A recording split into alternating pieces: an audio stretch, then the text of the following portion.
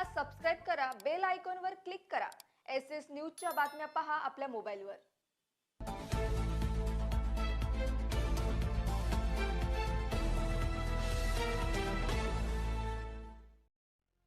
नमस्कार, मी Shilpa Baviskar. SS news मध्ये आपलं स्वागत आहे। चला तर मग जाणून घेऊयात आजच्या महत्त्वाच्या बातम्या। उल्हासनगर मध्ये राजू पट्टेकर या भामट्याने स्वतःला आयपीएस अधिकारी भासवून अनेक सुशिक्षित बेरोजगार महिलांना सीबीआय पोलीस दलात नोकरी लावण्याचं आमिष दाखवलं।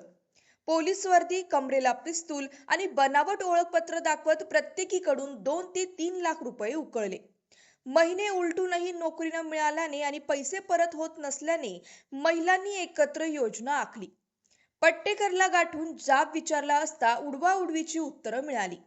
महिलांचा संयम सुटला आणि त्यांनी भर रस्त्यात त्याला चोप दिला। नंतर फरफटत विठ्ठलवाडी पोलीस ठाण्यात नेलं। झडतीत बनावट पोलीस वर्दी, आय कार्ड, लेटर पॅड व खेळण्यातील पिस्तूल जप्त झाली। पोलिसांनी आरोपी ताब्यात घेतला असून पुढील तपास सुरू आहे। हे बाकी आमच्या सोबत टीम मध्ये आहेत। आम्ही त्याच्याकडून फसवलेलो गेलेलो आहे।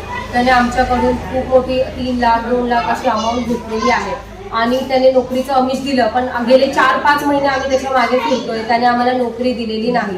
फक्त आम्हाला घरी बोलवतोय, घरातली कामं, चहा बनवा, पाणी द्या, मुलाला सांभाळा, हेच त्याचे 4-5 महिने चालू आहे ना। त्याने मानसिक आणि शारीरिक सुद्धा त्रास दिलेला आहे। त्याने आम्हाला त्याच्या जाळ्यात ओढण्याचा देखील प्रयत्न केलेला आहे। आता हे सगळं आम्हाला असह्य झालं, त्यामुळेच आम्ही इथे आलोय। त्याला आम्ही गेले 2-3 आठवडे झालं पैशाची मागणी करत आहोत, जे आम्ही त्याला दिलेले आहेत। तो आम्हाला फक्त टाळतोय, आमचे फोनही घेत नाहीये आणि आमच्यापासून फक्त 2 दिवस 4 दिवस 1 महिना फक्त आमच्याकडून वेळ मागून घेतोय आणि वेळ काढतोय। आणि आमची मागणी एवढीच आहे की आम्हाला आमचे पैसे वापस पाहिजे। असंही सांगण्यात आलेले की त्याच्या घराचे जे सदस्य आहेत, त्याची पत्नी ह्या देखील त्याच्या ह्या सगळ्या कारभारामध्ये त्याचा हातभार लावते आणि तिच्या घरात तिचे पोलिसांच्या ड्रेसमध्ये देखील फोटो आहेत। त्याबद्दल काय सांगाल? युनिफॉर्म आहे आणि ती स्वतः बोलते हा युनिफॉर्म मी 15,000ला घेतलेला आहे। हे तिने तिच्या तोंडाने आम्हाला सांगितलेलं आहे। आणि हे सगळं केरळमध्ये म्हणजे आहे म्हणून तशी केरळमध्ये मी तिथे पोलीस ऑफिसर आहे आणि ती म्हणते की मी महिला इंचार्ज आहे। महिला इंचार्ज आहे। उल्हासनगर शहरामधील सामाजिक संघटनेच्या सोबतच उल्हासनगरमधील जे महिला संघटना आहे यांच्या 1-2-3 महिलांसोबतही त्यांचं उठणं बसणं होतं आणि त्यांनी देखील तुमच्या इंटरव्ह्यू वगैरे घेतल्या होत्या। हो, ब्राह्मणपाड्यात सहेली ऑफिस आहे, तिथे राणी मॅडम म्हणून आहेत। आम्हाला त्यांनी 2-3 वेळा त्यांच्या ऑफिसमध्ये नेलं होतं, त्यांच्यासोबत आमचं बोलणं झालेलं आहे। बाकी नंतर आम्हाला ते वेगळ्या रूम मध्ये पाठवून द्यायचे आणि त्या दोघांचं काय बोलणं व्हायचं ते आम्हाला त्याच्याबद्दल माहित नाही।